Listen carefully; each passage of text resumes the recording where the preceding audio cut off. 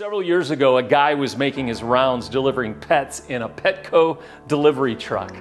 At every stoplight, he'd stop, get out of the truck, take a 2x4 and start banging on the side of the truck.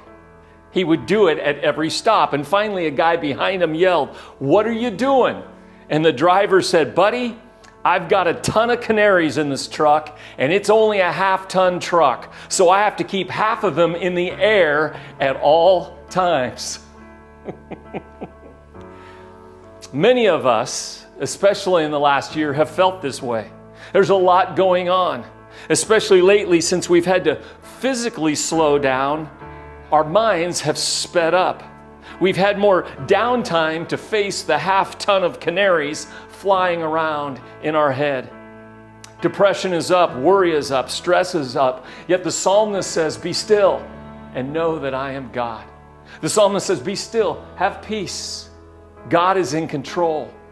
But that's tough. That's really tough to embrace sometimes because we humans are interesting beings. We actually keep busy because we're afraid to slow down and experience that peace.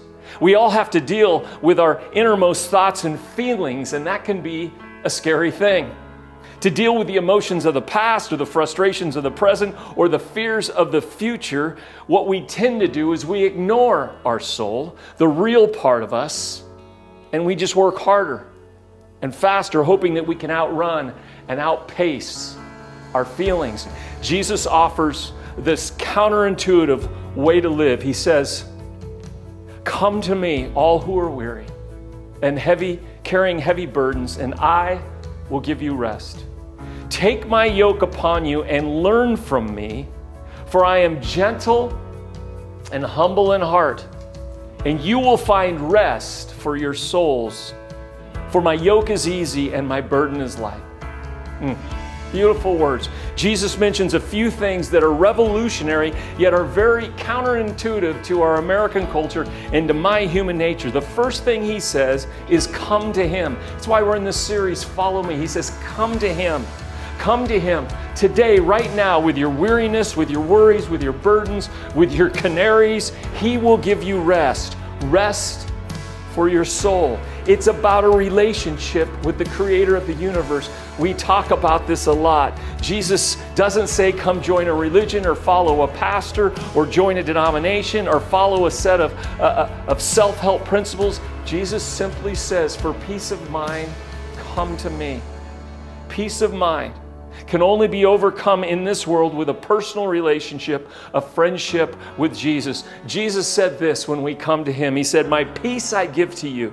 Not as the world gives do I give to you. Let not your hearts be troubled, neither let them be afraid." Jesus simply says, come to me. No other qualifications. Find a quiet, secluded place, he says, so you won't be tempted to role play before God. Just be there as simply and honestly as you can manage, and the focus will shift from you to God, and you will begin to sense his grace. In this world, there will never be any true peace because our culture continues to get louder and louder. We are hooked up electronically 24/7, and troubles come to us at a relentless pace. A seemingly never-ending pandemic, divisive politics, a fragile economy, difficult relationships, loneliness, brokenness, sadness. Maybe it's personal demons, and a media that leads with fear and blame. And with all of this, there will be no peace of mind for those of us left on our own. Turn your TV off. Life is short. Go and love and serve your neighbor. Take a walk, exercise, sing a hymn, write in your journal, pray, hang out with friends, hang out with your kids, laugh, be grateful for life, eat a donut, chips and guacamole, smile, laugh. Life is short, friends.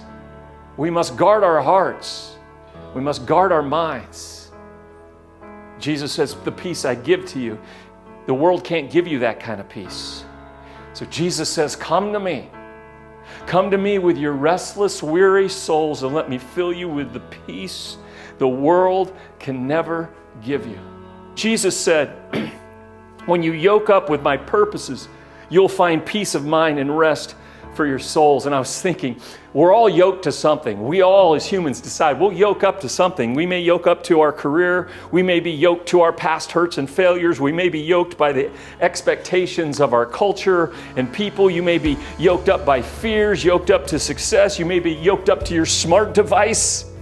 And all of those things are heavy burdens. All of those things are peace of mind busters.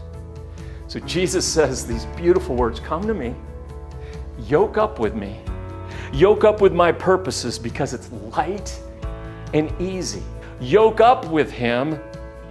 And then the third thing is this, yoke up with his passions. Yoke up with his passions. Clearly, we know this. Christ's passion was for the lost and for the marginalized. Jesus' passion was always for the outsiders looking in, the poor, the forgotten, the sick, the rejected, the broken, the hopeless were always at the forefront of Jesus' passions.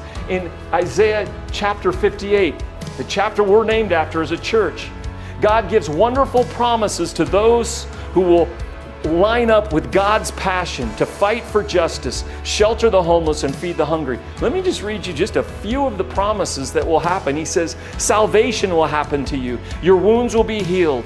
You'll have guidance for the future, protection. Your prayers will be answered. Dark places of your lives will turn to light. You will be filled when you are thirsty with ever-flowing springs of water. You will be known as a rebuilder of cities, a restorer of communities and homes and families. And you will find favor with God and people when you yoke yourself up with God's passions. Peace of mind, friends, doesn't come from us just trying harder or reading a self-help book or just trying to find easy circumstances. It comes by coming to Jesus, yoking up with his purposes and his passions.